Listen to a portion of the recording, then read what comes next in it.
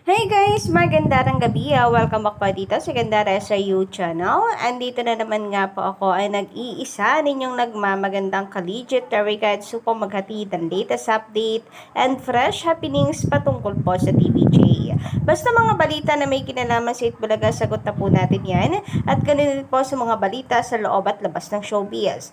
Kaya naman kung isa ka sa mga hindi pa nakaka-subscribe, i-click mo na yung subscribe button na nandyan sa baba para maging updated ka sa mga latest na balita. And pakidamay na rin po ng notification bell para kayo ma-notify naman sa susunod nating video. And simulan nga po natin ang ating balitaan ngayong gabi tungkol dito sa lumabas pong ratings noong June 17, 2024 and June 18, 2024. So, source mula po ito sa post ng Lionheart TV or Lion Here. So, June 17, ito po yung unang araw na umere ang Showtime sa All TV nang bigla po sila. So, tahimik po silang umere sa All TV nung June 17. Walang kamalay-malay ang mga tao. Kaya expected nung iba na medyo mahina po ang ratings nito dahil biglaan nga lang. So, lumabas nga po sa All TV na ang ratings po nila o ng Showtime ay 0.01%. Pero ang kabuoang ratings po ng It's Showtime talaga, gamit po ang 5 channel, ay 8.8%. So, ang major ratings po nila ay nakukuha nila mula po sa GMA Network.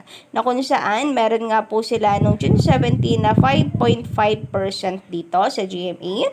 GTV 1.2%. A2Z 1.5%, Kapamilya Channel 0.05%, and All TV HD 0.1%. Samantalang Itbulaga naman po ay nakakuha ng 3.6 overall na TV ratings na kung saan ay sa main channel po nilang TV5 sila may mataas na ratings with 3.4%, RPTV 0.2%. Nitong June 18, 2024 naman, so hindi na siguro bago sa mga tao, no? Ang pag-ere po ng Showtime sa All TV. Pero nananatili na 0.1% po ang nakuha nilang ratings. So, still mukhang ayaw pa rin po ng mga kapamilya fans sa All TV dahil mga Villar daw po ang may-ari nito. Feeling kasi nila inagawan po ng mga Villar ng channel ng ABS-CBN. So, maituturing nga po kaya na wrong move ang ginawa po ng Showtime or ng ABS-CBN na umere po sa All TV. Samantalang overall ratings naman po nila ay tila bahagyang bumaba kung kailan po nadagdagan ang kanila pong channel. Meron kayong tampong ilang kapamilya fans para bumaba po bahagya ang ratings ng Showtime from 8.8 noong June 17, 8.5% ngayon. Kahapon pala, June 18, sorry. Samantala, sabi naman po dito sa isang post, I am so excited kasi may double flop celebration today. Pagka-flop ng It's Showtime sa All TV, Pamilya Sagrado flop, pilot episode.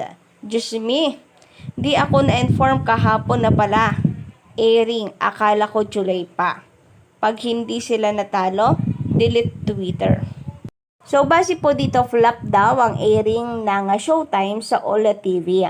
Inaasahan pa naman ng mga tao na lalakas po lalo ang Showtime. Nag-trending po kasi yan sa social media. At talagang ang init, nakikipagtalo po ang mga kapamilya fans, pinag-uusapan na napapanood na sa All TV ang Showtime tapos biglang 0.01% lang yung kanilang ratings, plaf na plaf. Kaya marahil ang ilan po sa mga supporters ay parang dismayado. Sabi dito, tingnan mo naman yung All TV. HD pa daw, pero 0.1 yung ratings, muntik nang maging 0 buwak. Well, ang kagandahan sa All TV is HD po sila. Masarap po sana sa mata, no? Yun nga lang, muntik pang malaglag sa 0 yung ratings. So, kahit HD pa sila, mukhang wala pong maitutulong sa ratings ng Showtime. Sabi pa dito, Nakakaloka, 0.1% sa All TV. At least hindi zero. In fairness, wala naman kasing promo, ng gulat lang. Samantala ngayon naman, mainit ang pinag-uusapan ang lumalakas daw po na afternoon program ng GMA Network. Mula po sa TikTok lang ang kanilang pre-noon time hanggang sa kanilang teleserye sa panghapon. And marami nagsasabi na ito ay dahil sa Showtime, nabubuhat daw ng Showtime. Pero bukod po dyan, ay mukhang gusto pong mag-upgrade ng GMA Network para tapatan naman po ang nalalapit na pag-ere ng Will to Win ni Kuya Will sa TV5. Sabi po kasi dito ay may pasabog na inihanda ang GMA Network at hindi po nila i-spoil agad yung mga tao. So, abangan na lamang daw yung pasabog na ito. Ibig sabihin ay alam din ng GMA Network na malakas po ang Will to Win nitong si Kuya Will sa kanya pong pagbabalik, kaya kinakailangan din nila itong paghandaan.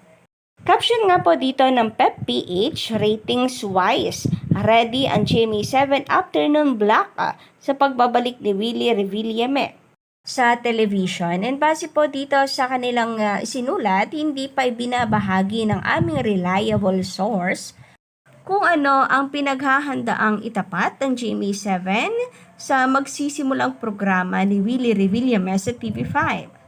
Abangan na lamang daw dahil meron ng pasabog ang Kapuso Network na maaring itapat sa Will to Win ni Kuya Will.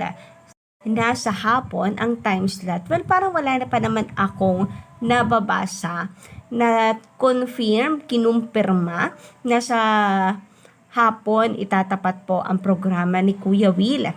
Pero ito na po ang expected ng mga tao since dito na rin kilala talaga si Kuya Will na ang kanya pong programa ay panghapon, especially pang 5 p.m.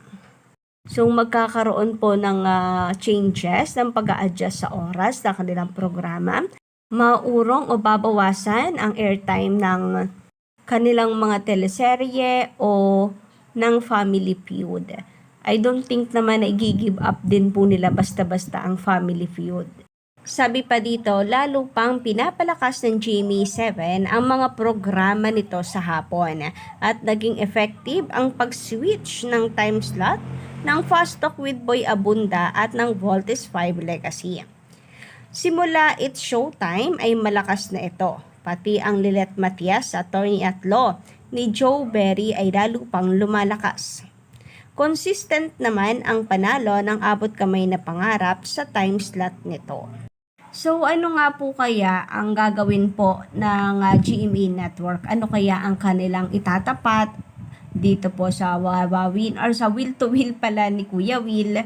Saka may katotohanan kaya yung chika na hindi pumayag daw ang GMA Network na dalhin ni Kuya Will ang Wawawin sa TV5?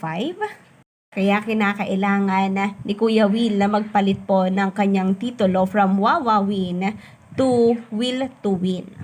So pasabog daw, ibig sabihin pinaghandaan po talaga nila ito. Kung sa bagay, ilang buwan na pong binabalita ng PEP na talagang may hinahanda ang GMA Network upang paghandaan ang airing ng bagong programa ni Kuya Will dito sa TV5. Pero ako po, ano't anuman ang mangyari, I'm very happy na talagang ang TV5 ay unti-unti na po na gumagawa ng mga sarili nilang programa. Si Kuya Will naman, wala siyang network kagaya po na nitong Showtime nila Vice Ganda na sila po ay nananatiling kapamilya, nananatiling ABS-CBN na nakikitahanan lang, nakikibahay, nakikituloy. Unlike po sa TVJ at kay Kuya Will na sila po ang mga bagong haligi, tinuturing na bagong haligi ng TV5. Doon po sila nakatira ngayon sa TV5 and I'm looking forward na may mga bago na pong talents ang TV5 na kung saan hindi na po nila kinakailangan pang umasa sa contents ng ABS-CBN and artist ng ABS-CBN. So mahirap ito kung tutuusin, kung iisipin po natin ang laking hirap nito para sa TV5 magsisimula sa zero, pero at least 'di ba, unti-unti po kagaya nito, meron na silang sariling Pajak Princess, meron po silang mga sarili nilang contents na napupunan yung mga time slot ng bakanteng time slot ng TV5. Sarili nilang contents ang umeere.